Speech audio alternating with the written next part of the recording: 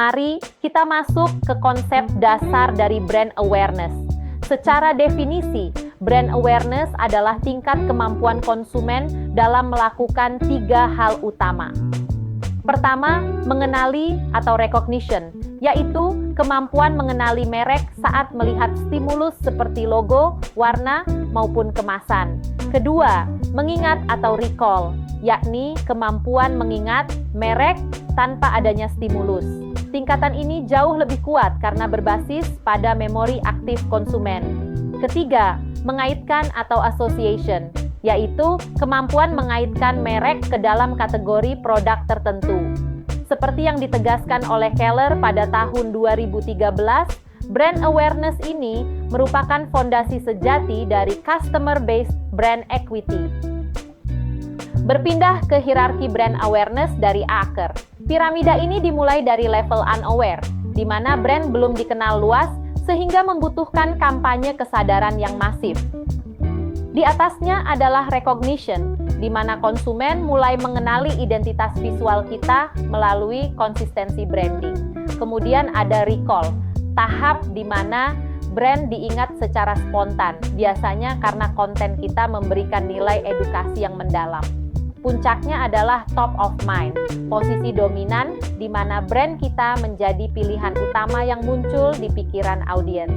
Disinilah peran media sosial menjadi sangat krusial.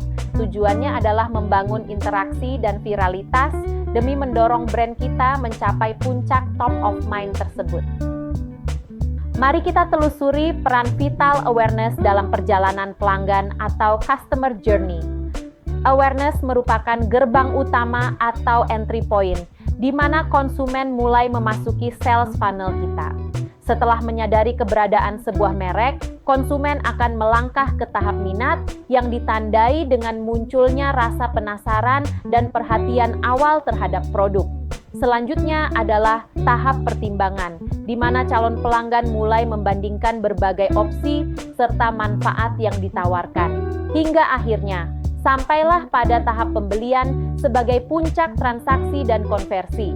Penting untuk diingat, tanpa adanya awareness, sales funnel tidak akan pernah terbentuk, karena konsumen mustahil mempertimbangkan sebuah merek yang bahkan tidak pernah mereka ketahui sebelumnya. Kita beralih ke kerangka teori marketing 4.0 dari Kotler dan kawan-kawan. Di era ini, strategi pemasaran sangat menekankan aspek integrasi. Pemasaran tidak lagi hanya memilih antara kanal online atau offline, melainkan menggabungkan keduanya secara selaras. Kita harus mampu menyatukan pendekatan rasional dengan sentuhan emosional, serta mempererat hubungan antara brand dengan komunitasnya. Disinilah peran media sosial menjadi krusial.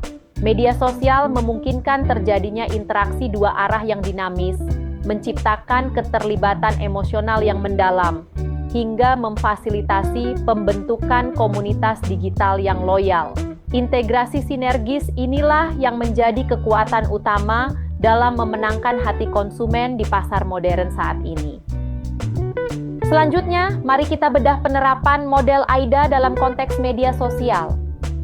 Tahap pertama adalah attention, di mana fokus utama kita adalah menarik perhatian audiens melalui konten visual yang viral dan memikat.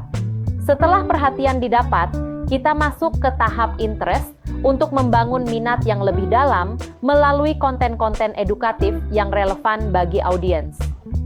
Memasuki tahap desire, kita mulai menciptakan keinginan memiliki produk dengan memanfaatkan kredibilitas para influencer.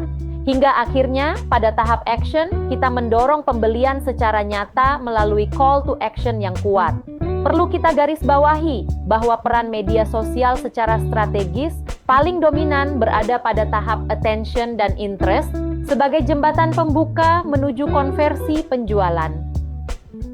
Mari kita bahas 3 teori pendukung utama dalam strategi media sosial kita. Pertama adalah Customer Engagement Theory. Teori ini memetakan pergerakan audiens dari sekadar melihat atau konsumsi naik menjadi tahap kontribusi melalui like dan komentar, hingga puncaknya berpartisipasi membagikan konten. Kedua, Social Proof Theory.